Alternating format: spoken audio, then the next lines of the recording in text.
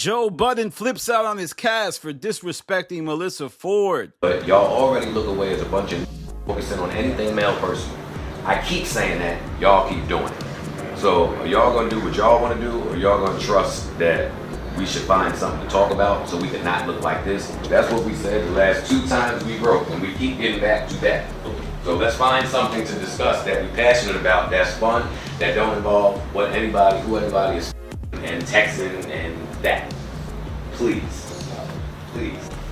Can you turn that off? Turn that off, please. In the last behind the scenes, Joe Budden took issue with his cast constantly dogpiling at Melyssa Ford. But was he being genuine or was he grandstanding? Because some would argue that he is the biggest habitual line stepper of this rule he's trying to enforce on the cast. Since Melyssa Ford has arrived on the show, because of her lack of integrating skills when it comes to talking about subjects, some of the biggest tropes of her time on the show is, dogpiling on Melyssa Ford, dismissing the way she interacts with the topics, making fun of her love life, her sex life, questioning things that she's done personally.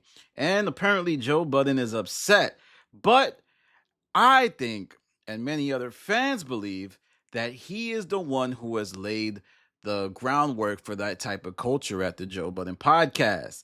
And in this clip, he was browbeating the hell out of his co-host, and his body language, if you read it, it seemed more geared towards Flip, because when he was talking, it looked like he was really talking at Flip. Ish and Ice were quiet. They really weren't saying anything. They were kind of dismissing Joe. And Mark Lamont Hill, being the clever co-worker that he is, was just either pretending or completely understanding what Joe was saying, because I would think if Mark Lamont Hill is as intelligent as he claims to be, he would know that Joe Budden was talking out of his ass. Now, this happened as a result of the topic on the last pod when they were talking about texting and, proper text etiquette. Well, Joe didn't like the way they were dogpiling on Melyssa Ford and making the topic about her. He even said this cast is mistreating the platform that is too big. But Flip would fire back by hinting that Joe was being performative and, saying like, oh man, turn the camera off, saying, hey, this guy, Joe Budden, is only acting like this because the camera is there. And this is a pattern that Joe has exhibited before. He calls out things and then he does the exact same thing, but he is the boss. He calls the shots and everybody on the show has to pay lip service. We all know that when you're at your job, the only person who's allowed to be a hypocrite is your boss. Sure, you can try to call them out, but you better be tactful. You better disagree in a way that's strategic, or you could be out of a job soon. And if you zoom out and look at all members of the show, I think they deeply want to be on that show, because why else would they tolerate the disrespect? For example, Flip needs the show because he likes the steady paycheck and he's able to use the visibility from the podcast to grow his network. But not just the visibility, the money as well. Ice, we all know his life has changed immensely. Hell, he even has Invisalign, he's got LASIK, and he looks like a completely different person ever since joining the show. Ish, for all the lip service he pays to how little he, gets paid, he actually has been there for a long time and it doesn't seem like he's leaving anytime soon. Mark just loves the attention he's getting from a new audience, which he hasn't been able to tap into at all throughout his career. And then you have Parks, who has been down for the ride, has taken shorts, and will stick around for a long period because why else wouldn't he? He's making money hand over fist. But let me know what you think.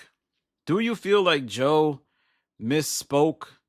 Do you feel like Joe is being a negative Nancy, a negativity highlighter while participating in the negativity that he highlights?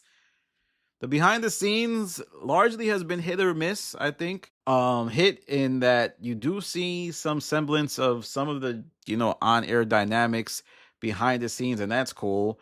Miss in that I don't know if anyone treats it like a really behind the scenes. But then again, reality TV is often fake and engineered. So I could see why the cast might be holding back. I mean, they hold back on the regular pod.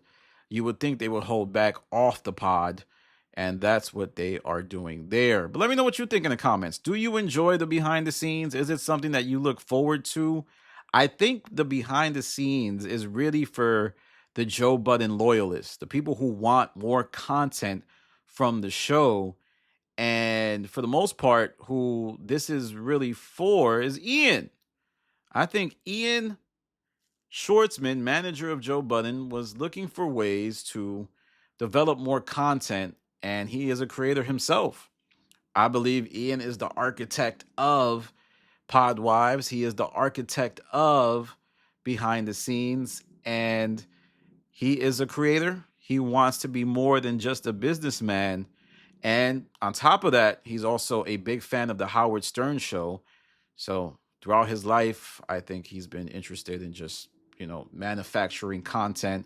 And these two properties, Behind the Scenes and Podwives specifically, has allowed him to step into the mix.